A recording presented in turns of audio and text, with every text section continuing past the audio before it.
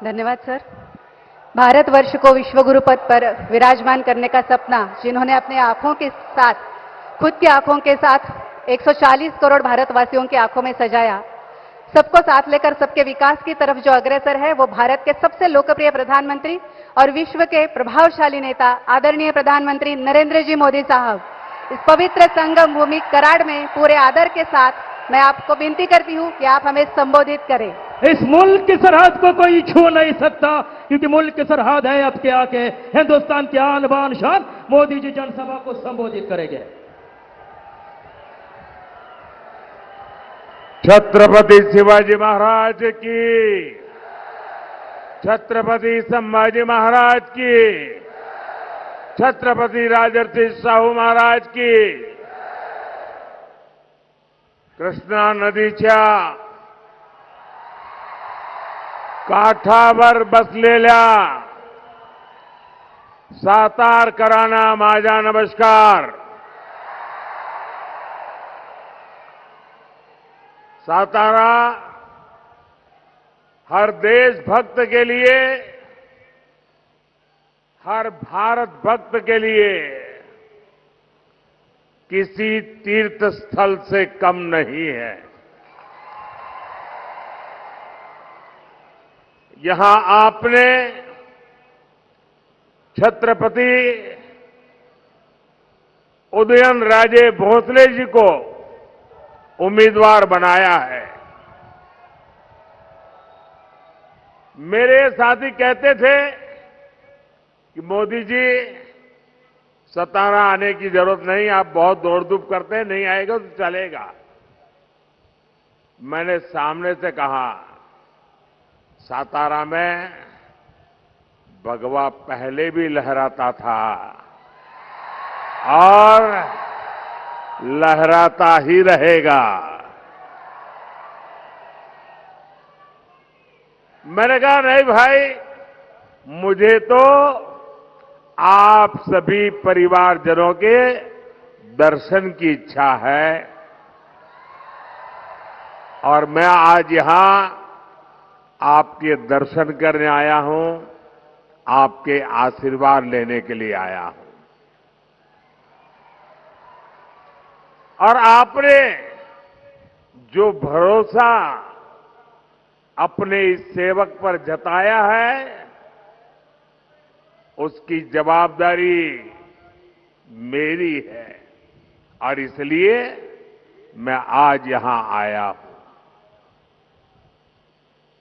और ये जो मैं जोश उत्साह देख रहा हूं, इतनी बड़ी तादाद में माताएं बहनें आई हैं,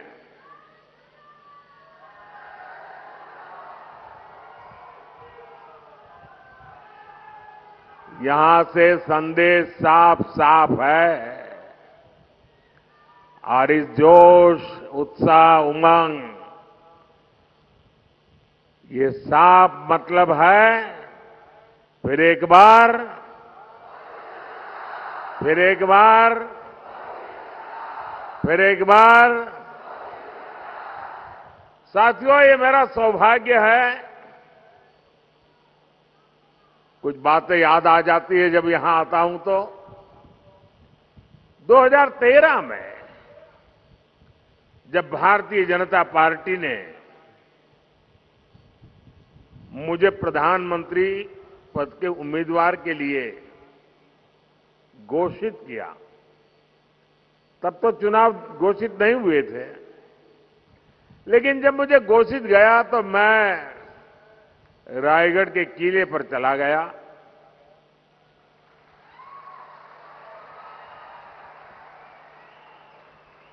और कोई भी काम शुरू करने से पहले मैं छत्रपति शिवाजी महाराज की समाधि के सामने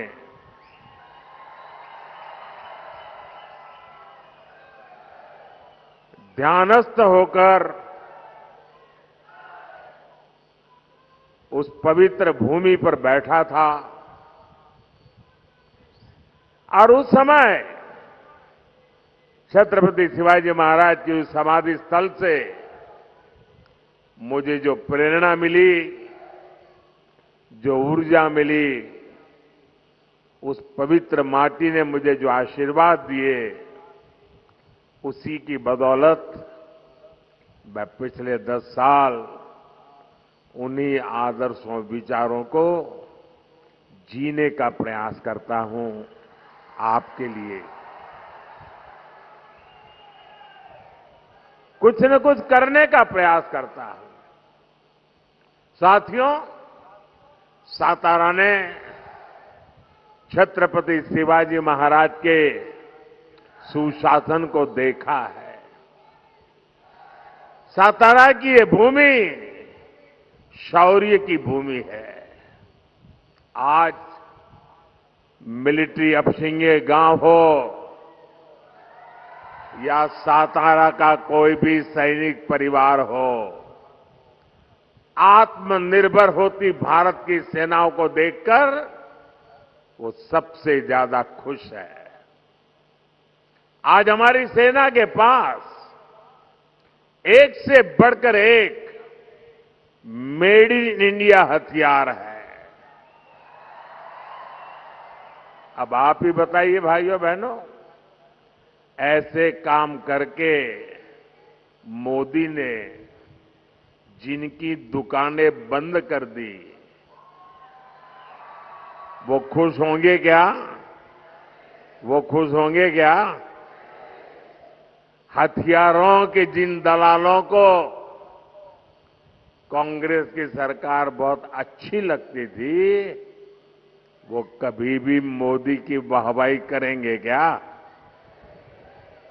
साथियों, मोदी ने सैनिक परिवारों को एक और guarantee one rank one pension की दी थी, और मोदी ने ये गारंटी भी पूरी करके दिखाई। कोई कैसे भूल सकता है कि कांग्रेस ने 40 साल तक सैनिक परिवारों को one rank one pension OROP उससे वंचित रखा। सिर्फ 500 करोड़ रुपए का जहां झुंझुना दिखाकर कांग्रेस कहती थी OROP लाएंगे, यानी आंख में धूल झोंकने में इनकी ऐसी मास्टरी है, झूठ बोलने में इनकी ऐसी मास्टरी है। आज बीजेपी सरकार OROP के 1 लाख करोड़ रुपए, अब सोचिए वो 500 का खेल खेल रहे थे, 500 करोड़ का, आज 1 लाख करोड़ रुपए से ज्यादा अपने पूर्व सैनिकों को दे चुकी है। भाइयों और बहनों, देश 1947 में आजाद हुआ। कांग्रेस ने गुलामी की मानसिकता को फलने फूलने दिया। पूरी दुनिया छत्रपति शिवाजी महाराज की नौसेना का लोहा मानती थी। आज भी विश्व में जब भी नौसेना की दुनिया में चर्चा होती है, जो छत्रपति शिवाजी महाराज का नाम लिया जाता है। लेकिन इतने सालों तक आजाद भारत की नौसेना के झंडे में अंग्रेजों का निशान था। एनडीए सरकार ने, मोदी ने आकर के उस अंग्रेजी के निशान को हटाया। हटा करके रुका नहीं, मोदी ने तय किया कि इस झंडे का ताकत तब बढ़ेगी कि हमारी नौसेना के झंडे में अब छत्रपति शिवाजी महाराज के प्रतीक को स्थान दिया जाएगा। और दिया, डंके की चोट पर दिया। हमारी सरकार ने मराठा सेनाओं द्वारा बनाए गए ऐतिहासिक किलों को भी यूनेस्को की वर्ल्ड हेरिटेज साइट में शामिल करने के लिए नामांकन किया है। महाराष्ट्र का लोहगढ़ हो, सिंधुदुर्ग हो या फिर मराठा सेनाओं द्वारा बनाया गया तमिलनाडु का जिंजी फोर्ट हो, इन सभी को वर्ल्ड हेरिटेज साइट की लिस्ट में लाने का हम प्रयास कर रहे हैं।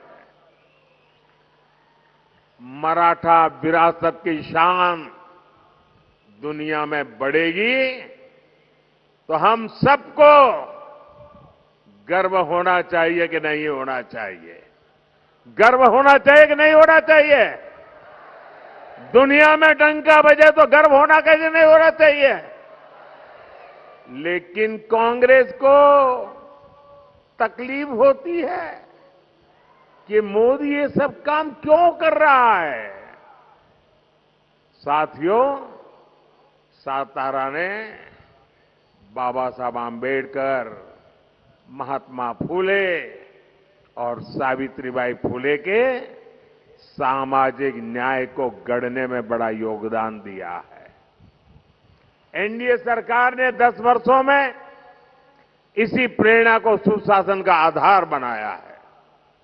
आप देखिए, कांग्रेस ने 70 साल में से 60 साल देश पर शासन किया, लेकिन बाबा साहब आंबेडकर संविधान जम्मू कश्मीर पर लागू नहीं होता था।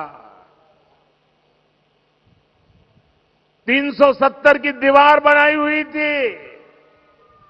आपके आशीर्वाद से आपके सेवक मोदी ने आर्टिकल 370 को ध्वस्त कर दिया, कब्रिस्तान में गाड़ दिया। मोदी ने आर्टिकल 370 हटाया। आप मुझे बताइए, आपको गर्व होता है कि नहीं होता है? आपको गर्व होता है कि नहीं होता है? 370 हटा करके देश की शान बढ़ी कि नहीं बढ़ी? देश की एकता को ताकत मिली कि नहीं मिली? ये गारंटी मोदी ने आपको दी थी और मोदी ने वो गारंटी पूरी कर दी। अब जम्मू कश्मीर में मैं जरा जो लोग आरक्षण के नाम पर झूठ बोल बोल करके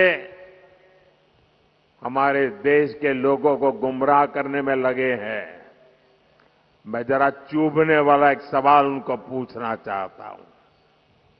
इतने आरक्षण के गीत गा रहे हो, क्या जम्मू कश्मीर में रहने वाले आदिवासी, जम्मू कश्मीर में रहने वाले दलित, क्या वो आरक्षण के हकदार थे कि नहीं थे?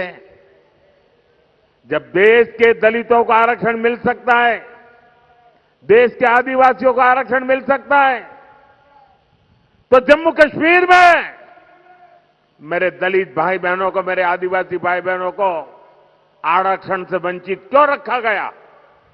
संविधान वहां पर लागू क्यों नहीं किया? क्योंकि वोट बैंक की राजनीति आप पर हावी रही है।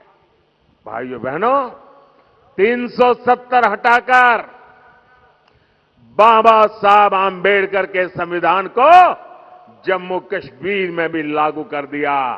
वहां मेरे दलित भाई बहनों को आरक्षण का अधिकार मिला, आदिवासी भाई बहनों को आरक्षण का अधिकार मिला, ओबीसी भाई बहनों को आरक्षण का अधिकार मिला।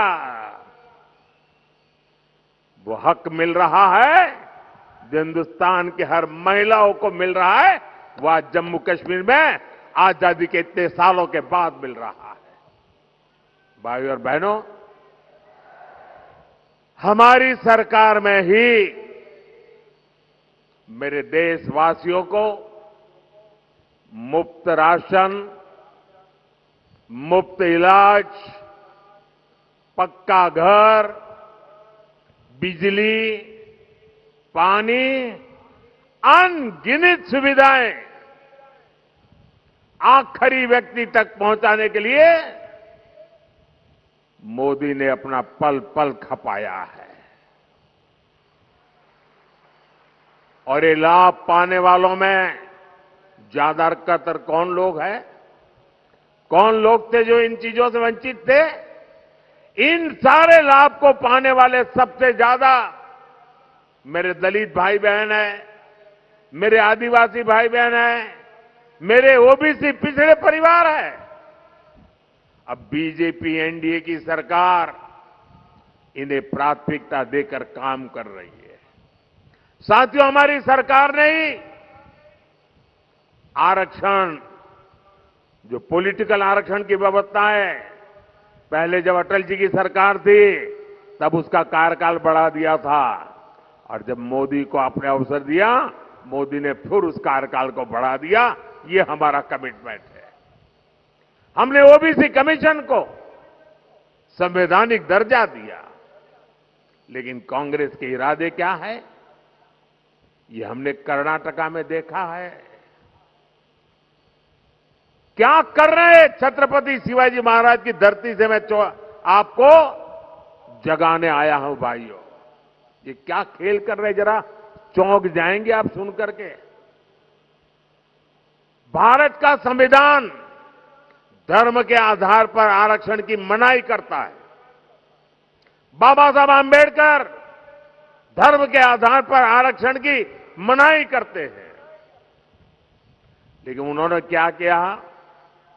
कर्नाटका में ओबीसी को जो आरक्षण मिला हुआ है 27%, उन्होंने रातों रात सभी मुसलमानों को ओबीसी घोषित कर दिया। एक फतवा निकाल दिया, कागज पे थप्पा मार दिया, और रातों रात ओबीसी के हक के जो 27% आरक्षण था उसमें से डाका डाला और अधिकतम उन्हीं को दे दिया। अब कांग्रेस संविधान बदलकर यही फॉर्मूला पूरे देश में लागू करना चाहती है, लेकिन कांग्रेस और इंडिया गाड़ी वाले कान खोल करके सुन लीजिए, जब तक मोदी जिंदा है,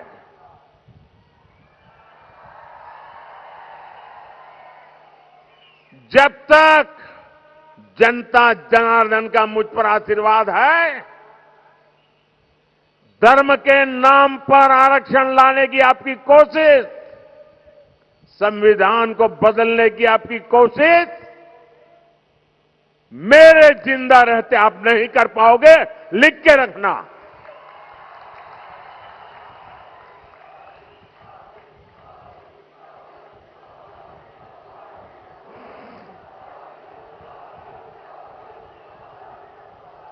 साथियों, ये 21वीं सदी टेक्नोलॉजी ड्रिवन सदी है, और मैं स्वयं भी टेक्नोलॉजी का बहुत बड़ा समर्थक रहा हूं। मैंने सोशल मीडिया का उपयोग हमेशा जनता जनार्दन से जुड़ने के लिए किया है, आपकी इच्छाओं आकांक्षाओं को जानने के लिए किया है। आप तक सरकार का कोई कार्यक्रम पहुंच रहा है या नहीं, उस पर सुधार की गुंजाइश क्या है, ऐसी फीडबैक के लिए मैंने सोशल मीडिया का उपयोग किया है। लेकिन ताजा घटनाएं परेशान करने वाली है। लोकतंत्र प्रेमी हर व्यक्ति को शर्मसार करने वाली है। जो लोग भाजपा से, एनडीए से मुद्दों के आधार पर, सच्चाई के आधार पर, अपने कार्य के आधार पर आमने सामने राजनीतिक लड़ाई नहीं लड़ पा रहे हैं, वो अब सोशल मीडिया पर फेक वीडियो फैला रहे हैं। हमारी पार्टी के अलग अलग नेताओं की आवाज में आर्टिफिशियल इंटेलिजेंस का उपयोग करके कभी मेरी आवाज, कभी हमारे अमित भाई की आवाज, कभी हमारे नड्डा जी की आवाज, कभी हमारे मुख्यमंत्रियों की आवाज, और जो कभी हमने सोचा भी ना हो ऐसे वाक्य हमारे मुंह में रख करके आग लगाने की कोशिश कर रहे हैं। ऐसी खबरों से, ऐसे वीडियो से समाज के अंदर तनाव पैदा करने का षड्यंत्र चल रहा है। देश में अगर शांतिपूर्ण चुनाव चलते रहे तो इनके इरादे कभी भी सफल नहीं हो सकते, और इसलिए आने वाले 1 महीने के अंदर अंदर देश में कोई बड़ी हरकतें करने का इनका इरादा है। और मैं एक बड़ी गंभीरता से उन पर आरोप लगा रहा हूं। सामाजिक तनाव पैदा करके अनहोनी घटनाएं घटे, इसके खेल खेले जा रहे हैं। और इसलिए मैं छत्रपति शिवाजी महाराज की सातारा की पवित्र धरती से देशवासियों को कहना चाहता हूं, मीडिया के मेरे साथियों को कहना चाहता हूं कि लोकतंत्र की भलाई के लिए, देश में सुख शांति के लिए, देश की एकता के लिए कृपा करके जो भी फेक वीडियो निकलते हैं उनको हम एक्सपोज करें। ऐसे कोई भी वीडियो, कोई भी तस्वीर आपके व्हाट्सएप पर आए तो किसी सोशल मीडिया पर दिखे तो मेरा रिक्वेस्ट है पुलिस को जानकारी दे। उसको फॉरवर्ड करने से पहले सोचिए कहीं वो आपका भी नुकसान कर देगी, क्योंकि कानून बहुत कड़क है और मैं नहीं चाहता हूं कि निर्दोष नागरिक इसके शिकार हो जाए। और इसलिए ये फेक वीडियो, इन सब से हमारे समाज को बचाना हमारा दायित्व है। और ऐसे लोगों के विरुद्ध मैं इलेक्शन कमीशन से भी विशेष रूप से रिक्वेस्ट करता हूं कि आप उनके ओर के कठोर कार्रवाई करने के लिए कदम बढ़ाएं। सरकार पूरी तरह सच्चाई के साथ रहेगी, ये मैं देशवासियों को विश्वास दिलाता हूं। साथियों, हमारे यहां कांग्रेस ने स्वास्थ्य सेवाओं का ये हाल बना रखा था कि जिसको बीमारी हो जाती थी वो बदहाली तक पहुंच जाता था। बीमारी को बदकिस्मती मानने के अलावा कोई विकल्प बचा ही नहीं था। घर में किसी को गंभीर बीमारी हो जाती थी तो इलाज में खेत खलिहान तक बिक जाते थे, महिलाओं के गहने बिक जाते थे, कई कई 100 किलोमीटर दूर जाना पड़ता था, तब जाकर के कोई एक अस्पताल मिलता था। ये हालत बना रखी थी 60-70 साल के कांग्रेस के शासन ने। लेकिन मोदी ने स्वास्थ्य सेवाओं से जुड़ी परेशानियों को भाग्य के नाम पर नहीं छोड़ा। मोदी ने हर देशवासी को बेहतर स्वास्थ्य सेवाएं देने का संकल्प लिया। हमने देश में 20 से ज्यादा नए एम्स बनाए। बेहतर स्वास्थ्य सेवाओं का विस्तार करने के लिए हमने बड़ी संख्या में मेडिकल कॉलेज खोले। 2014 में देश में करीब 50,000 एमबीबीएस की सीटें थी, 50,000 डॉक्टर निकलते थे। आज हर साल 1 लाख से ज्यादा एमबीबीएस डॉक्टर्स पढ़ करके निकल रहे हैं। ये डॉक्टर छोटे शहरों, ग्रामीण इलाकों में भी इलाज का बड़ा माध्यम बन रहे हैं। आयुष्मान आरोग्य मंदिरों के जरिए आज गांव में स्वास्थ्य सेवाओं का विस्तार हो रहा है। यहां सातारा में लगभग 400 से ज्यादा आयुष्मान आरोग्य मंदिर बने हैं। अस्पतालों के बेहतर नेटवर्क के अलावा गरीब और इलाज का बोझ न आए, उन पर मुसीबतें न झेलनी पड़े, ये मोदी ने इसकी गारंटी दी। यहां सातारा में 15 से ज्यादा जन औषधि केंद्रों पर 80% डिस्काउंट से दवाइयां मिल रही है। जो दवाई 100 रुपए की कीमत है वो सिर्फ 20 रुपए में मिलती है।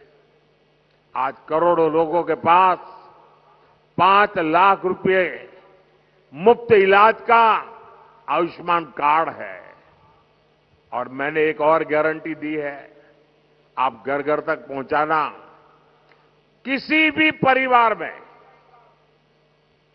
किसी भी जाति वर्ग विशेष, कोई भी परिवार, आपके घर में 70 साल की ऊपर के कोई जो भी व्यक्ति होंगे, अब उनकी बीमारी का खर्चा जो आपको करना पड़ता है, अब वो खर्चा आपको नहीं करना पड़ेगा, ये आपका बेटा मोदी करेगा। यानी कोई गरीब हो, मध्यम वर्ग से हो या उच्च वर्ग से हो, अगर 70 वर्ष से ऊपर का है तो आयुष्मान योजना के दायरे में आएगा और उसको लाभ मिलेगा। भाई और बहनों, सत्ता को अपने खानदानी जागीर समझने वाले आपकी इस तकलीफ को कभी नहीं समझ सकते। ये चिंता वही कर सकता है जो आपके बीच रहा हो, जिसने आपकी तकलीफों को देखा हो, जिसने आपकी तकलीफों को जिया हो। साथियों, कांग्रेस सरकार का रवैया गरीबों को लेकर क्या होता था, इसका अंदाजा आप उनकी नीतियों से लगा सकते हैं। आज हमारी सरकार 80 करोड़ जरूरतमंदों को हर महीने मुफ्त अनाज देती है। और जब से कोरोना आया तब से चालू किया और आने वाले 5 साल की भी गारंटी दी है। एक भी नया पैसा लिए बिना मुफ्त अनाज देते हैं। लेकिन जब कांग्रेस की सरकार थी तब लाखों टन अनाज सरकार के गोदामों में सड़ता था, पानी में बिकता था और कांग्रेस सरकार उसे गरीबों को देने को तैयार नहीं थी, मना कर दिया था। इतना ही नहीं, सुप्रीम कोर्ट ने कहा था, सुप्रीम कोर्ट ने हस्तक्षेप किया था और सुप्रीम कोर्ट ने कहा था कि कांग्रेस सरकार अनाज गरीबों में बांटे। लेकिन तब कांग्रेस सरकार के प्रधानमंत्री डॉक्टर मनमोहन सिंह जी ने क्या कहा, आपको सुनकर के चौंक जाएंगे। उन्होंने कहा था कि सुप्रीम कोर्ट इस मामले में दखल न दे, यानी अनाज सड़ता है तो सड़े, गरीब भूख से मरता है तो मरे, लेकिन कांग्रेस सरकार गरीबों को अनाज देने को तैयार नहीं थी। ये कांग्रेस की असंवेदनशीलता थी। और इसलिए ही आज जब मैं 80 करोड़ जरूरतमंदों को मुफ्त राशन दे रहा हूं तो कांग्रेस को सबसे ज्यादा दिक्कत होती है। भाइयों और बहनों, तुष्टीकरण के आगे घुटने टेक चुकी कांग्रेस ने एक और बड़ी घोषणा, खतरनाक घोषणा की है। ये कांग्रेस कह रही है आपके खेत, आपके घर, आपके परिवार में माताओं बहनों के गहने, उनके मंगलसूत्र, कांग्रेस कहती है अब एक्सरे करेंगे, एक्सरे। आपके लॉकर में क्या पड़ा है, एक्सरे करके देखेंगे। आपके घर में क्या पड़ा है, एक्सरे करके देखेंगे। यानी घर घर छापामारी करेंगे और आपकी संपत्ति जब्त करेगी। एक लिमिट से ऊपर आपके पास जो भी है उसको लूटने का कांग्रेस सरकार इरादा रखती है। और उनकी जो खासम खास वोट बैंक है ना, उनको मजबूत करने के लिए उनको बांट देंगे। मैं जरा सातारा के भाई बहनों को पूछना चाहता हूं, क्या आप ऐसा होने देंगे? आप ऐसा होने देंगे? क्या आपको इस प्रकार की नीतियां मंजूर है?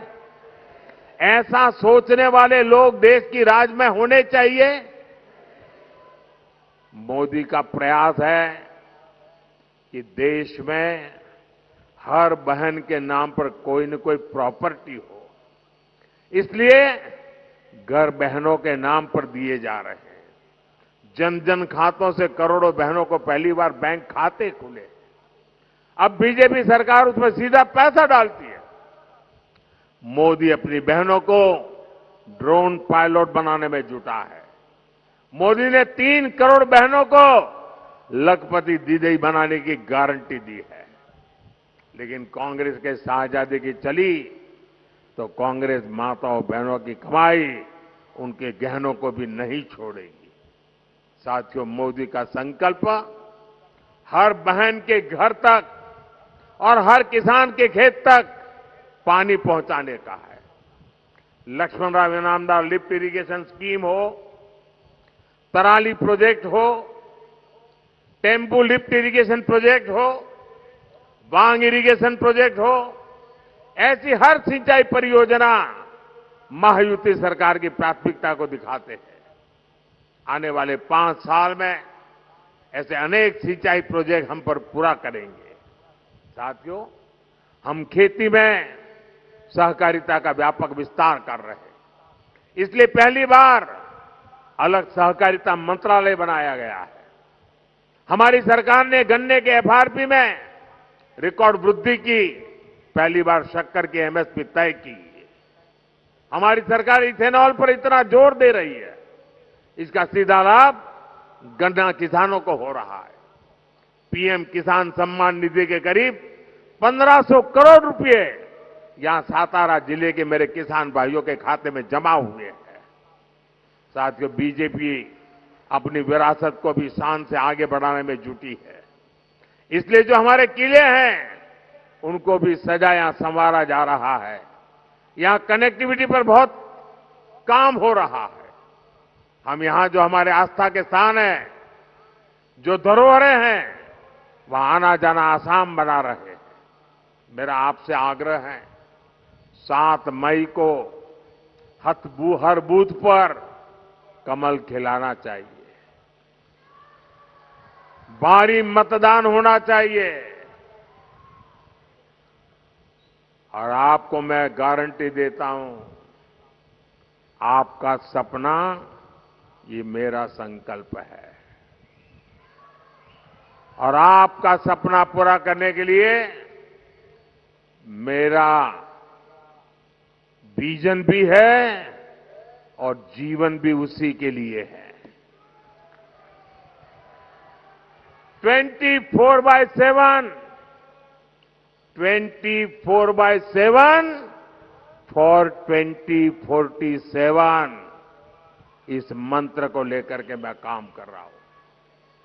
आप घर घर जाइए, मतदान के लिए लोगों को प्रेरित करिए, ज्यादा से ज्यादा पोलिंग बूथ पर ज्यादा से ज्यादा वोटिंग, पुराने सारे रिकॉर्ड तोड़ने के लिए गर्मी कितनी ही क्यों न हो, देश के लिए हम समय निकालें, मतदान अवश्य करें।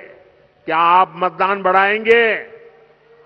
घर घर जाएंगे, पोलिंग बूथ जीतेंगे? अच्छा, मेरा एक काम और करेंगे, मेरा एक पर्सनल काम करेंगे आप? जरा हाथ ऊपर करके बताएं तो मैं मानूं। करेंगे? करेंगे? अच्छा, घर घर जाइएगा और कहिएगा कि मोदी जी सातारा आए थे और परिवार के सबको नमस्कार कहा है। मेरा नमस्कार पहुंचा देंगे?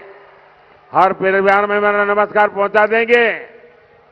बोलिए भारत माता की, भारत माता की, भारत माता की। बहुत बहुत धन्यवाद।